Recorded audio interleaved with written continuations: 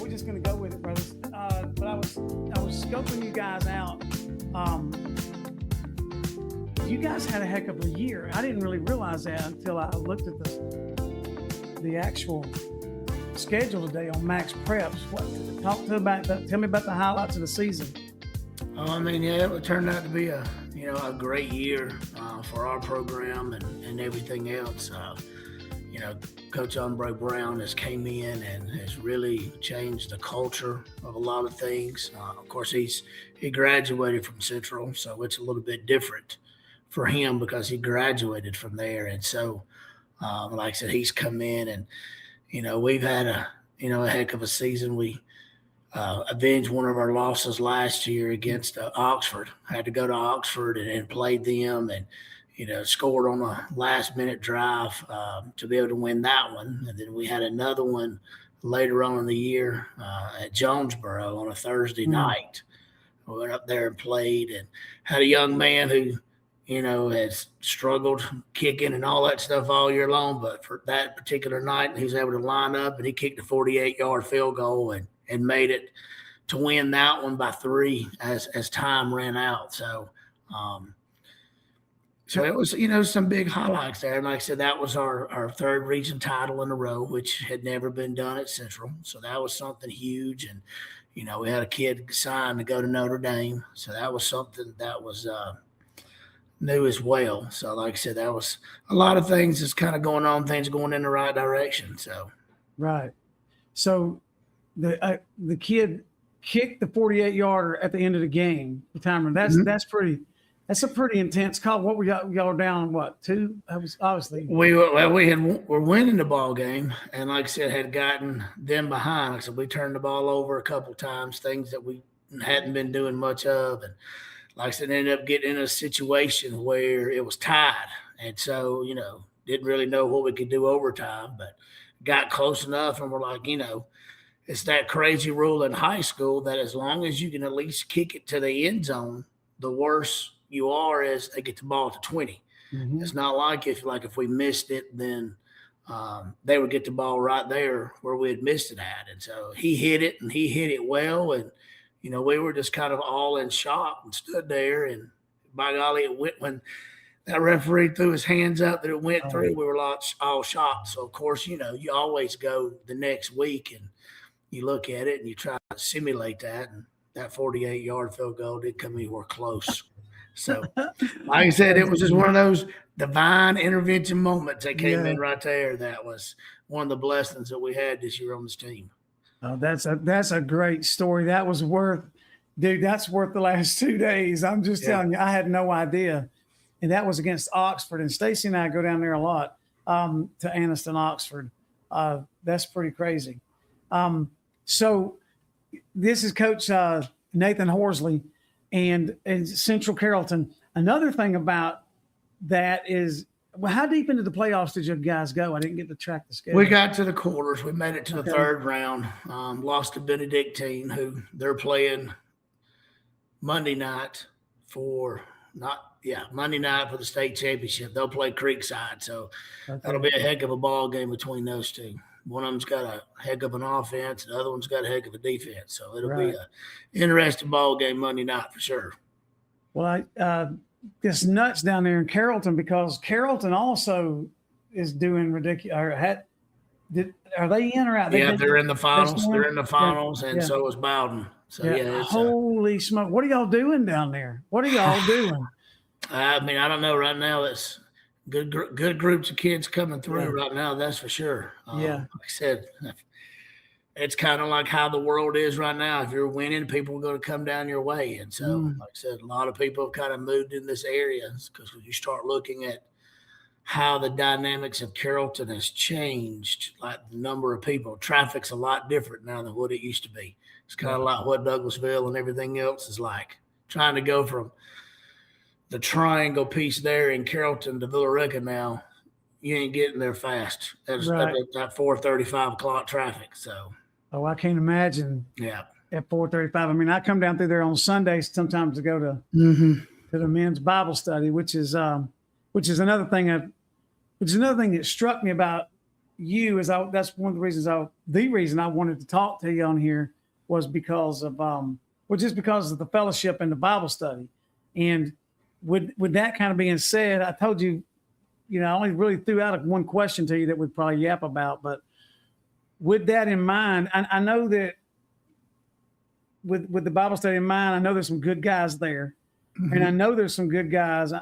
I don't really know, but two of the guys on your staff over there that work with you guys, I think it's Kyle Sanders. Is he still there? Yep, Kyle's still there. And we do defensive line together. Okay. And he come through Alexander while I was there, and just a great kid even then, a leader even then. But then Coach Watts, mm-hmm. I knew him from Alexander. But so with all of that in mind, I just was curious, who in your world, we're going to talk about how you got into coaches, but who in your world have you kind of looked up to or kind of, I don't know, pushed you to the direction you're going? Well, I guess kind of the biggest piece I had to first start with, was my dad. That was a big piece for me. I lost him when I was 18. So it was, kind of a big transition. He'd been sick a lot. He was a bad diabetic and was one of those that was very stubborn. Didn't want to try to do things the right way.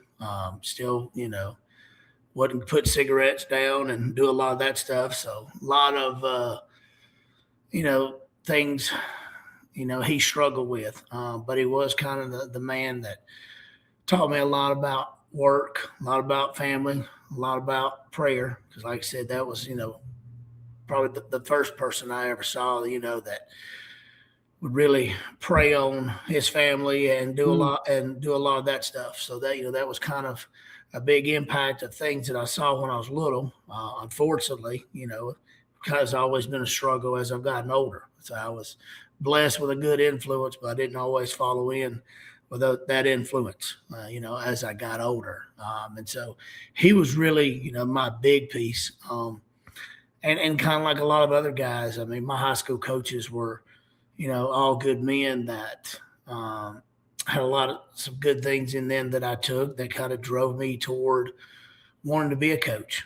Sports was always something that I was big into and wanted to be around. Just wasn't the athlete to be able to do a lot of that stuff. And so being able now to take care of kids and be able to minister to kids and, being able to just love on them and try to get them to where they can be good men and good husbands and the things that they need to do and to be good fathers. Because like I said, right now, that's one of the huge things we struggle with around right now is the father figures that kids need right now as far as being the right examples that they need to be. And that's something that I try to love on them and try to teach them that the best I can each day.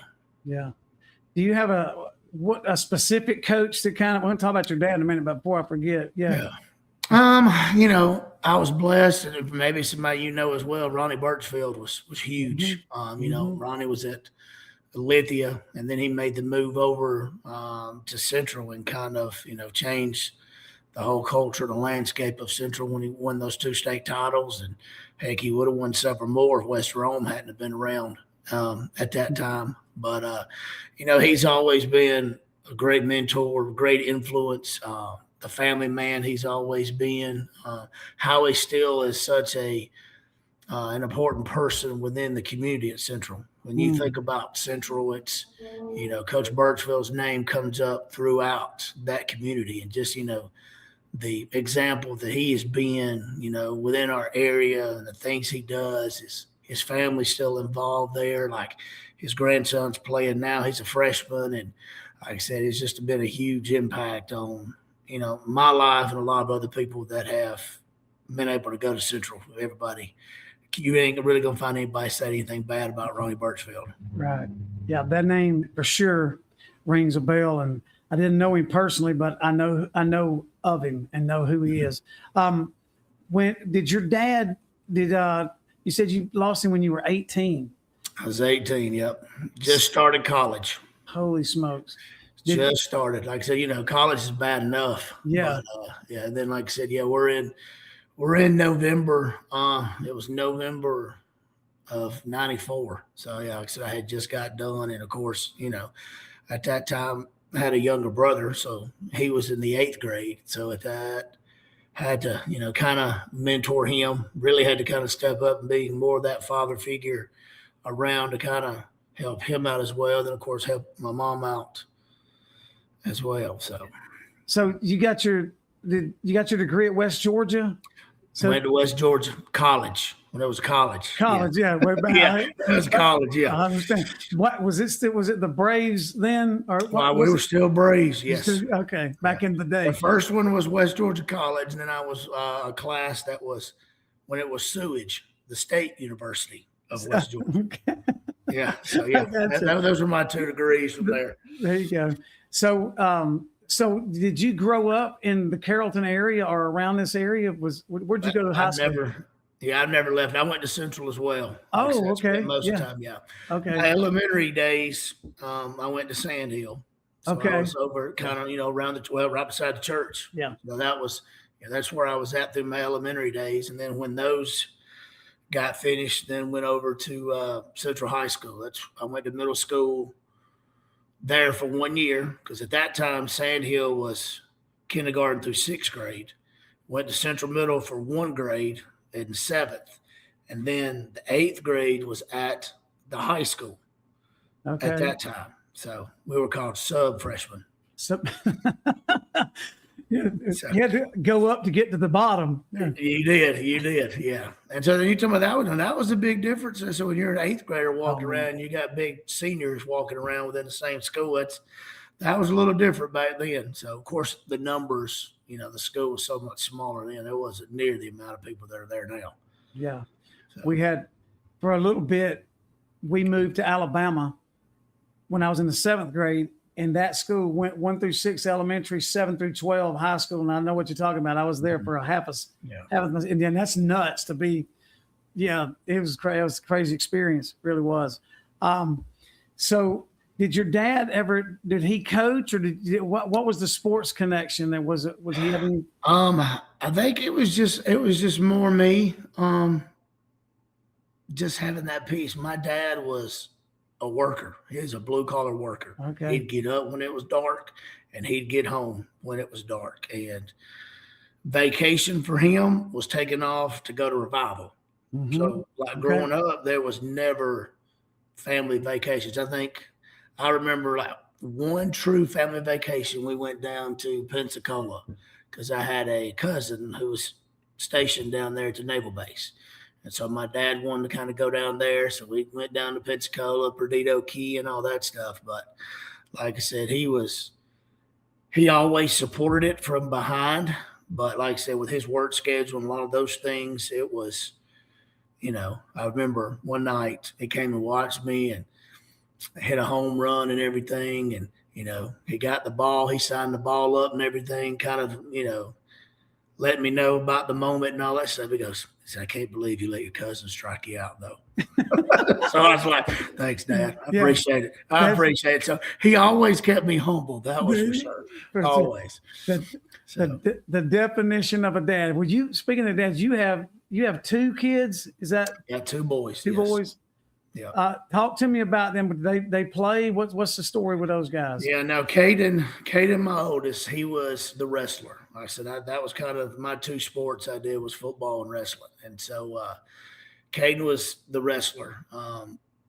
He was not as athletic, but his work and his perseverance was crazy at how hard he worked to get good. I think one of his biggest things was to always be able to try to please me. And that was a huge struggle for him early because he just wasn't very strong. He had great technique and he had great mindset of everything that was going on, just couldn't get the wins. Mm-hmm. And then finally, like as a junior, he got to where he was winning a lot more matches than he was losing, because those first 2 years he was below 500. He lost a lot. Then finally that senior year, he got so well and did so many things Has some great accomplishments. He was the region champion. He ended up placing 4th in the state. Nice. And so it was cool, being able to, coach him. So then the other one, Nate was the football one. Nate was definitely the more athletic of the two. And Nate could always kind of pick things up and do well. Football was kind of more that wasn't his first love. His first love was baseball, and he was pretty good at that. But then decided to kind of give that up, go to football, which he kept playing all the way through, and then he could pick wrestling up as well, and he did fine with that. But he ended up being pretty good at football. He ended up being a 4-year starter at high school, playing linebacker, which, he just had a great gift of being able to watch film. He could pick up things. He wasn't as fast, but his knowledge and his instinct would put him in a situation to be able to make plays and do a lot of things. He in this whole match prep era, when you start going, it's really kind of when everybody started keeping a lot of their stats and a lot of those things there. He ended up being all-state his senior year and finished up with the most tackles by anybody at Central High School. Wow. Based on the max prep era. So, like I said, I was definitely blessed with 2 kids who definitely had a more athletic than their daddy did, for sure. Yeah. Wow, that's good. That's fun to coach your kid. I can relate to that a little bit. So I love listening to other people talk about their kids on the sports show, because it just gives me a lot of insight, at least me, because if you go through it, you can go through it with them too when they tell their story. Mm-hmm. And because all of those emotions are there, and it's really powerful. Tell me about your wife. How long you guys been married? We will be married 25 years in March. Hallelujah. 20. Yes. Okay. So let me do the math. Y'all got married in 2000? 2001. In March of 26. Okay. Yeah. Well, 2001. We were actually the first ones to get married in the new church when it was built, when they did the whole built it up on the mountain and everything else. We were the first ones. Down there at Midway. Okay. Yeah, okay. Up on the top. We were the first ones back when they had the benches and everything else, and had a center aisle and had the steps to get up on and everything else. So you ever see Todd, you ask him about Nathan and Emily's wedding, and it's probably one of his best stories, because there was some interesting things that went on at that wedding when it was going on. So I may have to get a third party to tell those stories. Yeah, like I said, you have to ask Todd about that one. I'll let him tell that story there. So that sounds good. I've never seen him that red again in the pulpit. That's for sure. Oh wow, there's no. I'm afraid to ask. That's funny. That's funny. Well, no, weddings are fun. I've done a few, and they're a lot of fun. You really never really do know what's going to happen, right. Especially with some of these kids. Speaking of Midway, kind of shift for a second, but the first Bible study I ever went to, now I was raised in church. Your story is a lot like mine, like my dad, church and not sports related. It was all what I did, all that. I was the only one of 5 kids that even was interested in it, and wasn't any good at any of them. But so I was the first Bible study I ever went to was at Midway.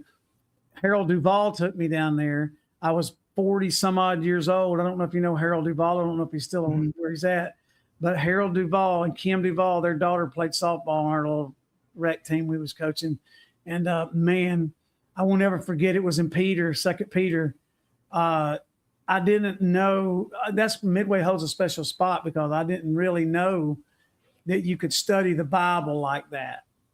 I just went to a Baptist. I was so thankful I went to a Baptist church, but you just go to church and you don't really know. But man, that dude, Harold, and Harold Harold and another guy taught the class. So anyway, Midway holds a spot for me. That's why I always like to come down there. Every time I come down there to men's Bible study, is I remember that trip. And the reason I said all that was because it was before all that was built, or maybe they were in the process of building it. But say a really good memory. So There's a this is one of the reason that I do this podcast. I try to always remember this is my favorite part of talking to coaches or even coaching myself is when there's highs and lows, right? But the low times are where you get tested, right? And so I probably know where I'm going with this, but we'll talk about some highlights again in a minute because I want to talk about them. But I want to know what is like some of the lowest or a low, you know what I'm saying, a low moment in your world that whatever challenged you, made you grow, whatever, something that just impacted your world. Well, I guess probably the biggest one that really strained me a lot and kind of questioned some things was I was at Central Middle School. Things were going well. Had a great coaching staff. We were buddies on and off the field.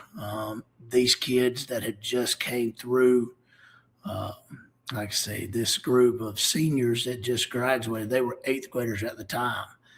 And the coach that was there before, Coach Brown, asked me to be the defense coordinator. So it's one of those situations you're kind of like, you're always questioning yourself. Are you ready for this? Are you ready for that?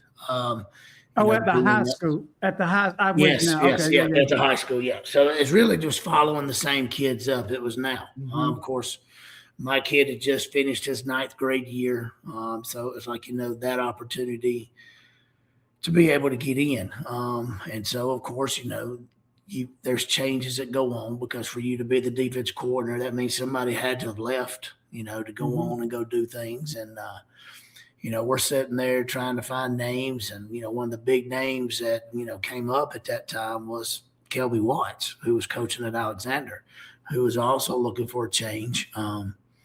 He had a son that was going to be an 8th grader and wanted him to, get plugged in a place where he could finish up and everything. And so we hired Coach Watts in, and like I said, I couldn't have asked for, a better mentor. The things he taught me, not only from the football side of things, but also from how to be a husband, treating your wife, the study stuff and everything else about making sure you're putting things in the right way and all that kind of stuff, spending the time how you're supposed to and do a lot of those things. It just did a lot. Well, of course, you're going along. We ended up going to 8-4 that year. Made it to the second round, which Central hadn't made it to the second round in probably 8-9 years. So, it was a big time. Well, everything's going good, and then all of a sudden you get called in and you're like, hey, I'm leaving to go take another job. And I'm like, well, great. Here you are, you just kind of got up and everything else. And so that coach left to go be a head coach at another place. And so then you get another coach that comes in and decides to, come in and go. And the first guy that wanted the job wanted to wholesale change everybody. He wanted to be able to replace everybody. And they just didn't like how that was going to go. And so then they ended up going and they hired Coach Brown. And so, Coach Brown comes in and he's kind of got his plan on how he wants to do things, what his philosophy is. And so he gets in and, kind of goes through and he speaks to all coaches. And then it's my turn to kind of go in and, was the DC. We'd hired Coach Watts in to be the linebacker coach because he didn't want to deal with that stress anymore. He just wanted to be able to just coach. Well, that change happened. And so he wanted Coach Watts to be the defensive coordinator and kind of, wanted me to kind of go back and take a step back and all that kind of stuff. And so in a world at that time, it was like, golly, Bob, hey, you go 8-4. You made it to the second round, which is something different. Another guy comes in, you're all over the place. And of course, as things are also, people are calling you now because they know, hey, you've been demoted or slid to the side and everything and, putting things in there. And they also know you got a kid that can play ball too. So it's like they're getting a package deal. You come in and you go there and You know, it was one of those that I didn't feel that it was my place to make a decision on things. You know, I felt like it was more on Nate as far as kind of what he felt was the best thing for him. I mean, I was on the back end of my career. He was going to be a junior in high school. I mean, and it's like coaches' kids get pulled all the time. And, you know, a lot of people take them and go and chase things, but you know, was it tough? Yes, but I also knew too that there was a bigger plan that was kind Mm. of going on there. I mean, Coach Watts. I mean, like I said, I could call him right now and he would be over here. You know, I mean, just the kind of man he is. You know, me and him went and scouted. He's like, this is going to be our last scouting trip. Me and you going to do. And I said, well, I mean, you know, I'll ride with you, and we'll talk about it. But I said, you know, I probably invite the wives too, because at that time was the wife's birthday. And so I'm like, you know, here I am going out to scout. That's how good a wife I have. We're going out to scout a football game on the night of her birthday with another coach and his wife. So we end up going to this Mexican place, you know, and eat, and he would not let us pay. I mean, he paid for her breakfast and everything. I mean, her birthday and all that kind of stuff. So that's just the kind of man he is and how much he is taught that, you know, like I said, it was, I think, a lot more of me being slid and him coming in was for my growth and my development on how to be able to mentor to younger coaches, because that's kind of one of the things that I want to be able to start doing is trying to get them guys to always understand that, fellas, sometimes, you know, having titles are nice, but there's also headaches that come with those titles.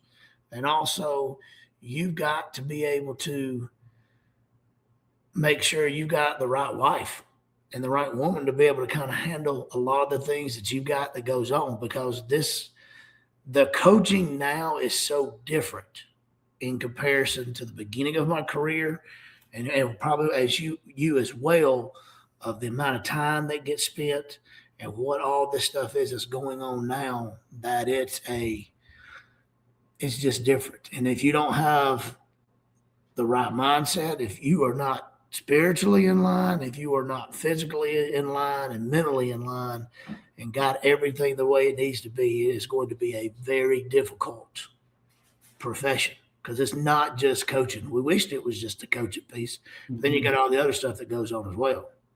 Yeah. Well, Coach, look, man, I did not, holy crap, dude, I'm telling you, I love that. I appreciate you sharing. You hear me? That's I get it. And there's probably a ton of coaches out there that get that too. And what that makes me think about is you brought it up, the spiritual aspect. That there's not a way to get through that without losing your sanity. Especially if you're any kind of man at all. I'm just saying that without being spiritually experiencing something there. Talk about that. What that spiritual side of things looks like for you, maybe related to that or not, but what does that look like to you? I mean, to me, is just like, as always, God's timing is always perfect. And like I said, what that allowed at that time, I think allowed me to be able to experience more of my own kids' moments at that time. Because sometimes when you're in charge, you got all this other stuff, you know. And then I also look at too, you know, that first year, like my Saturdays and Sundays were so locked into watching film that, you know, things that got neglected and a lot of that stuff as well, things you miss out on, things that you can't be able to do. And, you know, it's just, you know, it was just a great, to me, like I said, yes, at the very beginning, you know, you've got, because I mean, every one of us wants to be successful. Yeah, Our that's right. pride, our pride gets all in our way, and then that piece there. But, at times I do kind of question, like, did I wait on God to take that job? And did I just take that job just because I had a title to try to prove what Nathan can do instead of what God wanted me to do? I feel like at times, did I miss out on the blessings by staying down at the middle school of how things, could have changed, especially me and Steve had this conversation on Sunday after he brought it up the Sunday before. Did I, miss out on those? I mean, like I said, of what things, could have been like because I let my pursuit jump in front of what God wanted me to do. Yeah. Wow. See, that's called, my dad used to say he never had any regrets. I understand. It took me a long time to understand what he was trying to get to. It was more that he didn't live there. Of course, we all have things we wish, we wonder about, but being able to think that way about middle school sports. I mean, we had some of this discussion, I think, probably in some of these Bible studies, but middle school sports, they don't nobody care about them, but you and the kids and the other coach, maybe. I mean, at the end of the day, the parents do because the kid may play some, whatever, but the community's not there. It's not like high school football or whatever. And to coach middle school, and I've helped Coach Parker do that a little bit. To do that, you have to love it. And when you talked about that middle school experience, it's obvious that you just love to coach. You just love to coach. That's the bottom line. You love sports and love coaching, love kids. I was fascinated by what I just said. When we find the low moments, we all have them. Me and you both know that. Everybody's going through something or has been through something. And to hear other people tell their story is powerful. But what's nuts, there's 2 or 3 pieces in there. There's two. One of the pieces is it's nuts if you can just persevere through it. I don't ever know how long it's going to be, but if you persevere through it, it's so much better on the other side. That's just how I've experienced it. Right. Yeah. I remember who it was I heard on the other day is God's never going to crown you when you're on top of the mountain. Or anybody he's ever gotten. You're never going to get crowned at the top. You're going to get crowned when you're down in the valley. I mean, that's where you're going to earn your stripes and everything else. And kudos to the guys who never have to deal with that stuff. They can sit there every year and win their state titles and have kids go off and sign and all that stuff. That's great. But like I said, you learn so much more about yourself. You learn so much more about kids, a lot of different things when you get in those valleys. And like I said, sometime it's going to happen. And like I said, the part is you hope you're not in that valley for a long time. But like I said, there's a reason. And God's going to teach you something while you're in that valley before you start rising up to come back out of the top. And I had another thought. But your comment, you're only going to get crowned in the valley. I had to write it down. That'll be a short out of this video, by the way. You need to know that. Gotcha. It made me lose my train of thought. That's really so powerful, Coach, because I'm going to share this. You know what? I'll share that on another video because I want to talk about, I want to hear you talk about your, the middle school. I want some middle school specific highlights. What were some things that happened while you were there? How long was you at the middle school? I did that. Well, how this worked is I was at Bowden. I thought that I wanted to go into administration like some people do. So I gave coaching up. You was about in high school? I was about in high school. Okay. Was coaching down there. I had worked for Coach Hostetler, and then Coach Hostetler had retired. Another guy had came in, and like I said, I felt like, I'm done with coaching. I said, I don't want to do this anymore. So I thought I wanted to go into administration. So I left and went to Central Middle at that time. And for many years, I did special ed. So I went to Central Middle and was in charge of their special ed department. But also in doing that, I got taught into coaching Nate's 9 and 10-year-old team. So I went from high school football to guys that can block, tackle, run, do everything they're supposed to do, to now 9 and 10-year-olds that some have played football before, some have not. Some of them don't know even how to put their helmet on, much less the jersey. So, you get into that. And so like his group, I essentially coached from the time they were 9 years old until the time they graduated. So coached his 9-year-old team and his 10-year-old team, and then got asked to then start doing the middle school. And so, the big piece that we try to do as a staff, because I went and got guys that were central guys, because I knew at a middle school level, you're not going to get, some gung-ho guy that's going to come in that's going to want to coach middle school. Nobody wants to coach middle school right now. They all want to be at the high school. They all want to be coordinators and everything else. But as you and I both know, that everybody used to have to start at the bottom and they had to work their way up. Now everybody wants to be at the top and then stay there. Yeah. But and so, I went and got those guys, put together a staff. And like I said, we had great kids. We were in the middle school league at that time, had Carrollton in the league, and some other ones. And so we had to play them twice in a season because of how the things was. And of course, that very first year, we ended up beating Carrollton at home in the rain. So that was a huge highlight for us. And then, of course, the next year had to turn around and play them again. Lost to them at their place on a 2-point conversion. And then we turned around and we beat them the next year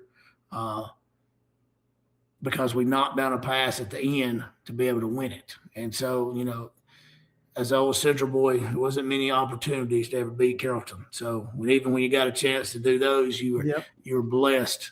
You were blessed for those. And then the next year was that COVID year. And so, of course, middle school sports was just so different because it was COVID that year when you were having to figure out ways to practice and everything else. But then that next year was probably one of the best years we had, because that team was just loaded with talent. Those kids would work, and they worked. And it was almost a highlight in every game with those kiddos. And a lot of those kids now they're all graduating this year. I mean, there's kids that's, one's going to Notre Dame, one's going to Charleston Southern, another one's going to Memphis, another one, like I said, they're just all these different places of going that was all together at one place at one time. It was like you could draw a play up, they would execute it. On defense, you could just sit in base and run man. And those kids, and they loved playing football with each other. Right. And it was that was the highlight. Then the coaches, that group that we had was a great group. They always give me grief about me breaking the band up because I left to go up to the high school, which then kind of changed the dynamics of all that stuff at the middle school. So, to me, I always loved middle school because that's the time a lot of kids, it's their first times doing it. And so they don't have the bad habits you got to break. So you're able to teach them things the right way. And two, that's the time that you can mold them because they're still trying to figure out who they are as a person. And so as you can mold them into ways of trying to teach them the good way of doing things, being an examples for them and all that stuff, because it's tough when they get to high school. Them jokers are all bigger than you are and everything else, and they're just set in their ways. But, to me, middle school, in my 28 years, middle school has always been my favorite group to be around every day. With a couple of questions, if I can remember them both.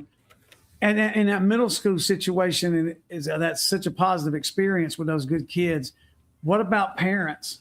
Do you remember like there being issue things? There's always issues with parents, even if you win. I mean, it's always, you think that situation only happens when you're losing. But no. Yeah.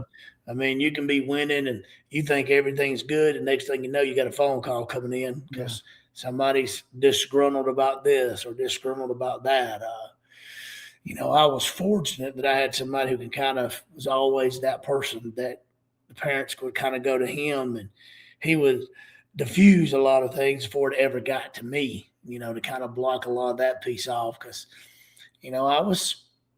my job, I felt like, was, yes, to take care of those kids, but also to train kids and parents what high school ball was going to be like. And that's that other piece where the high school, we were practicing during the summer. We were 3-4 days a week during the summer, just like the high school was. And those kids were bought into that. We were going 3 hours a day. We were feeding them breakfast. We were feeding them lunch. If they had to have a ride, we were going to pick them up. If they had to have a ride home, we were taking them home. I mean, we were really loving on those kids. We were doing a lot with those, and the parents knew how much we cared about those kids and what we were doing, that we were kind of allowed to do a lot of things that they normally maybe wouldn't have allowed their kid to be gone that much during the summer.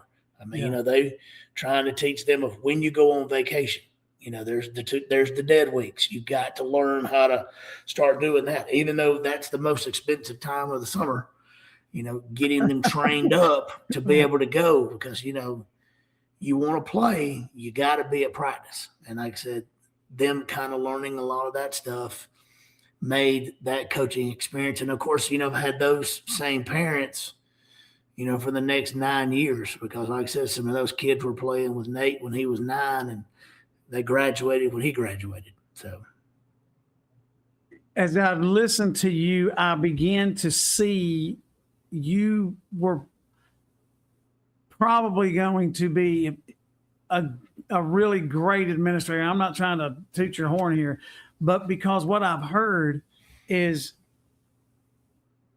the first thing that you did one of the things that I heard you did at middle school was find the coaches and get the right people around you. And isn't that the big piece, right? Yeah, because like I said, with some of the stories I've heard in other counties, I mean, there's maybe one coach, maybe two, if you're lucky, in middle school. The last year that we did it, I had 12 assistant coaches in middle school. And you and I both know a lot of people don't do things for free. Right. And, you only have so many slots that the school is going to pay. So you had that. And so that was a testament of how close our group was. And then I had guys that just wanted to be a part of what we were doing, how much they loved the kids and wanted to be around them, that those guys were basically working for a cage jacket, a T-shirt, and a pair of shorts. And they were putting in all that time. I mean, it's, yes, I had some guys that were community coaches that had some other things that were going on, but it was like, you still got to find them. Yes, found them, brought them in. And if they wasn't going to be, they called and let you know they wasn't going to be at practice. And like I said, hey, look, I understand you got other stuff you got to do and everything else. And like I said, they would come in and they would work. And that's just the testament of what the character that those guys had. Because like I said, they didn't have to call. I mean, I was giving them a cage jacket, a T-shirt, and a pair of shorts. That was it. It's middle school. Yes, and it's middle school. But like I said, Coach, that's a testament to a lot of things, but to you primarily, and I say a lot of things about you, probably the way you were raised by your father, but that people wanted to be a part of that. I don't know if you are aware of that is coming through in this conversation. It becomes very obvious. And here's another reason that I say that. Back to the story of Kelby and you and the defensive coordinator situation, Kelby's one of the most amazing people. Let me put it this way. He's one of the best people I know. Amazing. I don't know the right word, but I've got some stories about him. One is really quickly, and I'm going to call that rascal here sometime soon and get him on. But I have to tell you this to let you know, because I'm going to extend this conversation just a minute. We were in Bible study, FCA Bible study at Alexander every Thursday morning. Steve Camp will run it. And I just happened to mention, one of the guys in there had mentioned something about a sign at their house. They had signs in their house that said, religious stuff. I say religious stuff, God stuff. A family that prays together, stays together, whatever, that kind of thing. And as for me and my house, I will serve the Lord. And I heard that, and I kind of under my breath, or maybe halfway out loud, I went, man, I don't even have anything like that in my house. Next week, Kelby brought me a sign. I wasn't talking to him, but man, I get choked up thinking about it. Like, oh my, that's just who he is. So with that kind of being said, the success that y'all had at this year, and I should have done more research in the year. How long you been at Central now? Oh, this is the second tour duty, because that's where I started my career in '99. So this is, this is year 4 back at the high school. Like I said, then I did the times back at the middle school and everything else. So yeah, like I said, I was told when I was younger, you had to leave home at some time. So I left and went to 2 other schools in the county, but then ended up finding my way back home. So that group of people that y'all have there, I know 2 people on that staff. I know 3. I know Kyle Sanders too. I know 3 of them are unbelievable men. They're great men. They have the heart of God. You guys have the spirit, dude, and you have that. Whether or not you win it's irrelevant. It really is. But at the end of the day, it's so rewarding to see that type of man win in a sports world, economically, financially, whatever. It doesn't matter.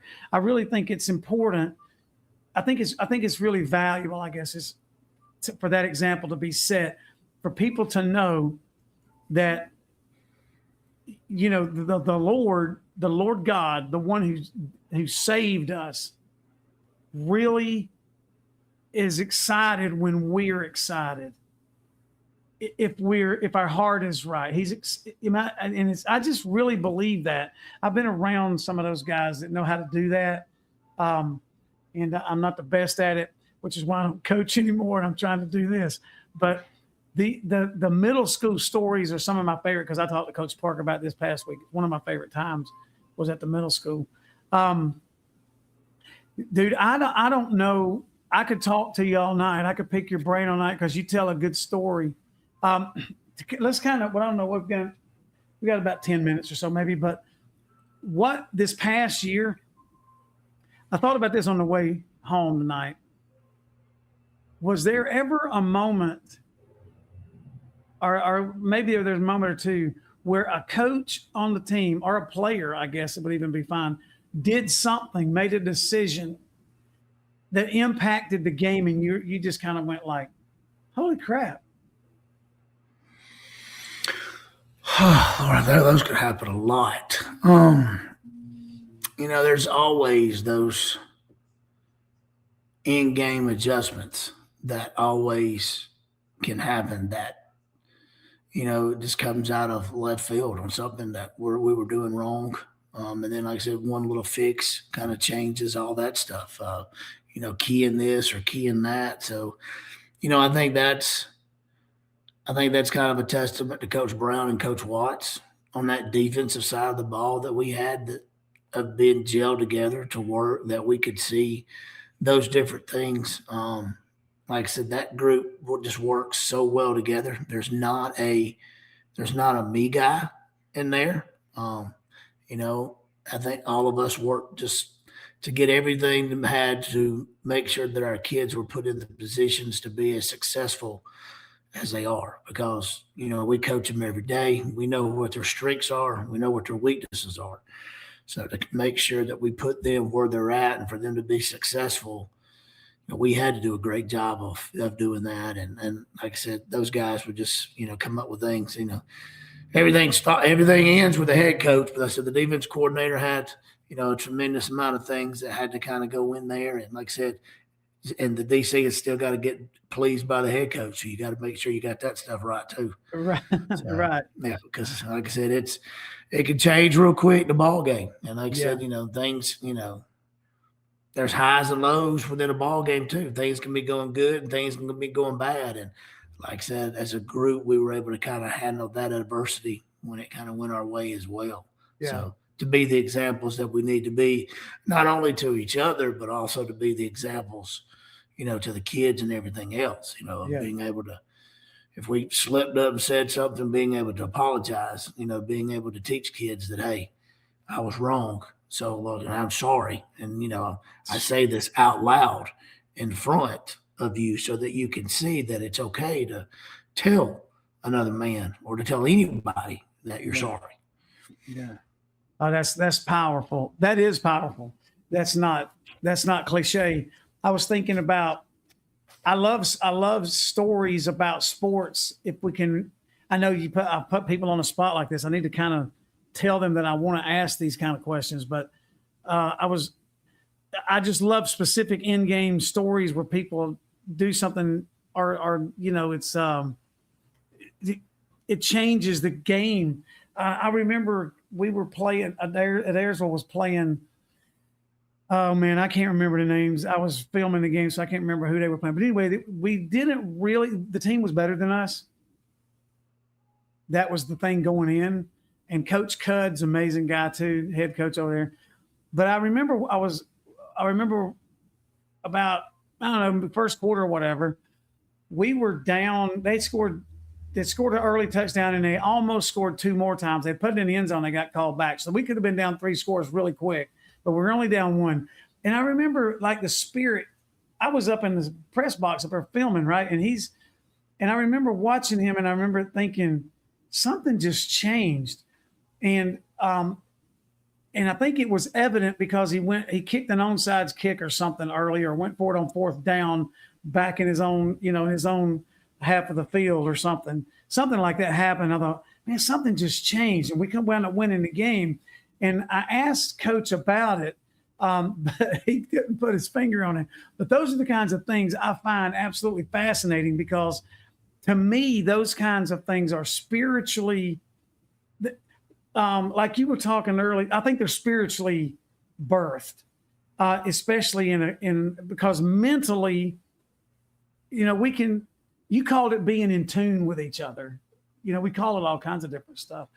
But I don't think mentally we can really do those kinds of things. Some people call it intuition, but I only think there's 3 parts: a body, soul, and a spirit. And I think that spirit sometimes jumps in there and we do stuff in the middle of a game. And I think the Lord does that. I believe it with all my heart that he does that for us. And we can make a call and we'll look back and kind of wonder where it come from. You know, I just find that kind of thing. I find that fascinating. I've seen it so many times on the softball field and the baseball field too. That's kind of where, I don't know, that's kind of what you were talking about. You kind of talked in a little more general terms, but it's the very same thing. And then you get specific with this notion of apologizing. Dude, that's just not exemplified. I mean, even in the classroom that I'm in the classes that we're in school, apologizing to a kid or it seems like the most unauthoritative thing you can do, but well, you know, it's changer. Yeah, a lot of the world sees that now as a weak man. Yeah. When you go up and you apologize, but we got to be strong at all times. And like I said, that strength comes from somebody else. And I mean, if he can forgive me for all the things that I've done and paid the ultimate price by dying on the cross to save me, then the least that I could do is admit to a 7th grader or a 9th grader or whatever that if I have wronged him and did wrong, to say that I'm sorry, then like I said, that's the easiest thing that can be done, considering all the things that I've done that one day I've got to answer for. Yeah, God is good. God is good, man. It's so good. I don't know what it was that day that I just knew when I left that morning 2 weeks ago up here. I said I got to have Horsley on here. He's going to be one of the first ones I do. I think because when you speak in the Bible study, it's always from the heart. It's always just pure and right out there and raw, man. It's just really good. But we'll wrap this thing up here. But I want you to know, sometime in the future we may jump back on this thing, but I want you to write down some stories. I'm gonna put together a series of these podcasts where you guys talk about specific things in these games. And I'll tell you why. I've mentioned this before on here. Part of the reason for this podcast was as I was watching, it sounds really dumb, but I was watching some of these old basketball players get together and talk about like Michael Jordan and Larry Bird, and they just talk about stuff, or maybe Greg Maddux and Javi Lopez. You've seen some of these TikToks and things, and they just talk, and the stories are really cool. That's part of what I want to get into. And I know that sometimes it's a little bit hard to get into that because we don't really talk about specifics like that in public school. We don't bring that out because we're responsible for minors, and I get that. But at the same time, there's still some really good stories. So if we ever get back on here, you just think about those things, and we'll have. That sounds like a good story we talked about today. You know Jeremy Fountain, don't you? Yes. You know Jeremy Fountain. I do. Jeremy Fountain. Jeremy, today we were talking about me and him and coaching wrestling at Central, and so we're kind of taking care of the JV side of things. And this time last year, they went to Commerce and they wrestled at Commerce. Got in about 3:00 in the morning. Well, Jeremy was one of those guys who went and got his bus license so that he could drive the bus and everything. And so they go wrestle there. We're supposed to be on the bus, I think at 8:00, leaving Central at 8 to go to Temple. Okay, well, it's 7:00. Usually Jeremy's early, 7:30. We're calling him, can't find him, can't do nothing. And so, we're sitting there worried to death. And, they've moved to where there's hardly no cell service whatsoever. So finally, 8:30, he wakes up and the daylight had hit his eyes. And he finally calls us. He's like, "Hey, man, I've overslept." Well, that's beautiful.